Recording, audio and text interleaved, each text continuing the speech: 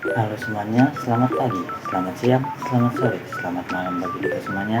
Perkenalkan, nama saya Carlos Ernesto Tapinusta Barat dengan NPM 233300516071. Pada kesempatan kali ini saya akan membahas seputar pengantar hukum internasional. Video ini saya buat untuk melengkapi tugas mata kuliah hukum internasional dengan dosen pengampu Pak Ogianda Hafiz Juanda, SA, LLM, CLA, CPARB, CML, CME, CMLC.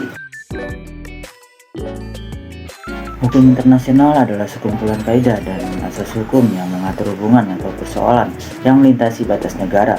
Menurut almarhum Profesor Dr. Mokhtar Kusumaatmajaya, hukum internasional adalah keseluruhan kaidah-kaidah dan asas-asas yang mengatur hubungan atau persoalan yang melintasi batas-batas negara antara negara dengan negara, negara dengan subjek hukum internasional lainnya. Ruang lingkup hukum internasional secara umum terbagi menjadi dua bagian, yaitu hukum publik internasional dan hukum perdata internasional. Hukum publik internasional adalah hukum internasional yang mengatur negara yang satu dengan lainnya dalam hubungan internasional, atau biasa dikenal dengan hukum antar negara.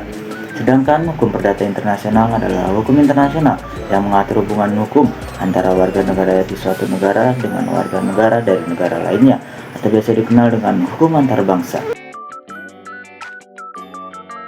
Sumber hukum internasional terbagi menjadi dua, yaitu sumber hukum material dan sumber hukum formil.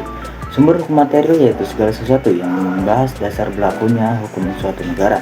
Sedangkan sumber hukum formil yaitu sumber dari mana kita mendapatkan atau menemukan ketentuan-ketentuan hukum internasional. Menurut pasal 38 Piagam Mahkamah Internasional, sumber hukum formil terdiri dari yang pertama ada perjanjian internasional atau yang biasa dikenal dengan traktat. Yang kedua ada kebiasaan-kebiasaan internasional yang terbukti dalam praktek umum dan diterima sebagai hukum. Yang ketiga ada asas-asas umum hukum yang diakui oleh negara-negara beradab. Yang keempat ada jurisprudensi, yaitu keputusan hakim hukum internasional yang telah memiliki kekuatan hukum tetap. Yang kelima ada doktrin, yaitu pendapat para ahli hukum internasional. Terdapat 8 subjek hukum internasional. Yang pertama ada negara, yang kedua ada organisasi publik internasional, yang ketiga ada international non-government organization atau INGO, yang keempat ada individu atau natural person, yang kelima ada perusahaan transnasional, yang keenam ada ICRC atau International Committee on the Red Cross, yang ketujuh ada organisasi pembebasan atau bangsa yang memperjuangkan haknya atau National Liberation Organization atau Representative Organization, dan yang ke-8 ada belligerent.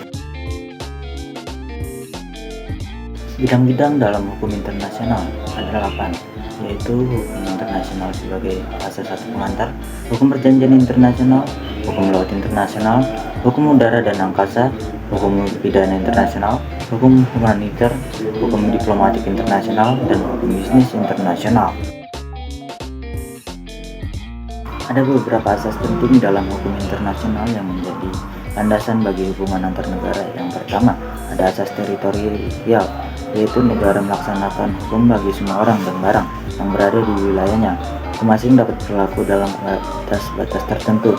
Contohnya, seorang warga negara asing yang melakukan tindak pidana di Indonesia akan diadili berdasarkan hukum Indonesia. Yang kedua, asas kebangsaan, yaitu setiap warga negara dimanapun ia berada tetap tunduk pada hukum negaranya. Contohnya, kedutaan besar Republik Indonesia di luar negeri dianggap sebagai wilayah Indonesia, sehingga hukum Indonesia tetap berlaku di sana. Yang ketiga, asas kepentingan umum, yaitu negara berhak melindungi dan mengatur kepentingan nasionalnya. Dalam hal ini, negara dapat memberlakukan hukumnya di luar wilayahnya terhadap warga negaranya.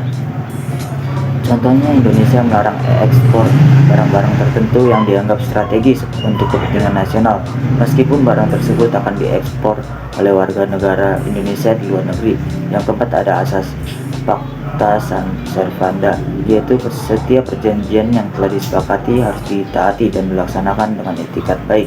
Asas ini merupakan fondasi dari hukum perjanjian internasional. Contohnya, perjanjian ekstradisi antara dua negara harus dilaksanakan dengan sungguh-sungguh oleh kedua belah pihak.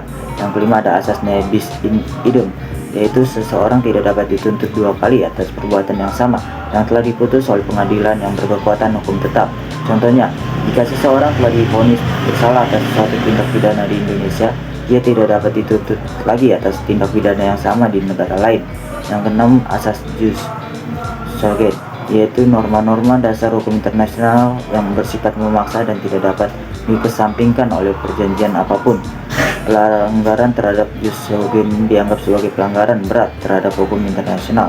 Contohnya, larangan perbudakan, genosida, dan penyiksaan merupakan contoh norma jus cogens.